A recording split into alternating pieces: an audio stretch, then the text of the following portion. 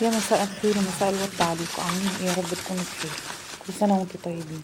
ده اول فيديو ان انا اعمله بعد ما تعبت يا جماعه، بس الفيديو ده متسجل عشان اكون للامانه. يعني الفيديو ده قبل ما اتعب ب3 4 ايام،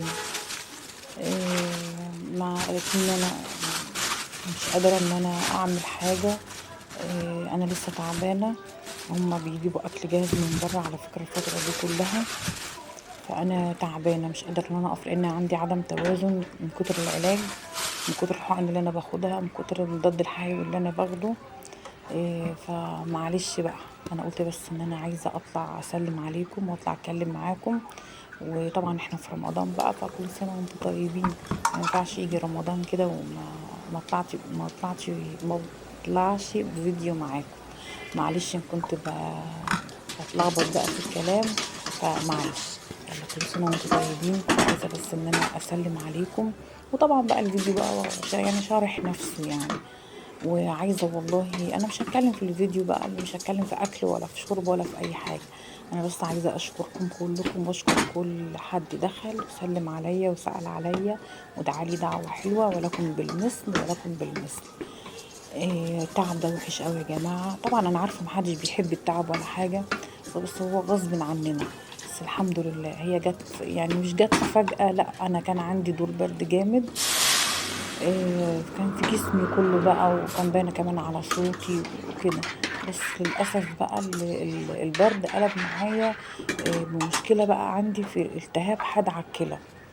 انا اول مره يجيني التعب ده. انا كان يجيلي مثلا مغص الكلوي اللي هو بتاع مثلا بعيد عنكم يعني، لا الحصوه يعني كده يعني، حصوه واتعالج واخد حقنه ومش عارف ايه وخلاص الحمد لله. كان يعني حصوه صغيره كده وخلاص.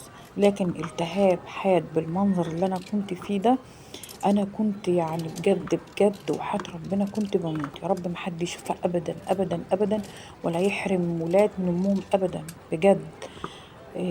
كنت عايزه اقول لكم ان انا قعدت 3 ايام في المستشفى معلقه محاليل. اول يوم كنت متبهدله ما بين المستشفيات وحياة ربنا، صريخ. مش عارفين ايه اللي عندي، لدرجه ان كل اللي مفكر ان انا عندي الزايده، مع ان انا ما عنديش زايده. انا عندها الزايده من زمان قوي يعني، من 20 سنه. بس وجعها او الاعراض بتاعتها كل اللي يقول ده زايده. عشان كده السونار او الاشعاعات اللي انا كنت بعملها ما كانش موضحه ان هي حصوه، لان الحصوه كانت صغيره. بس التعب او التهاب الكلى كان مغطي على التعب بتاع الحصوه كمان. تخيلوا لما يكون الالتهاب والحصوه، يا رب يا رب يا رب محد يشوفها ابدا. كان صعب، تعب صعب صعب. الحمد لله ان انا استحملت والله غصب عني والله. بس الحمد لله انا برجع برضو اقول الحمد لله الحمد لله. وعسى ان تكرهوا شيئا وهو خير لكم. حاجة كانت مكتوبة، حاجة كانت يعني ربنا بيرفع قضاء برضو يعني الحمد لله. حاجة كانت مكتوبة صعبة فجت في كده بقى، جت فيا الحمد لله الحمد لله. ما جاتش في عيل، ما جاتش في ولد، ما جاتش في بنت، الحمد لله يا رب.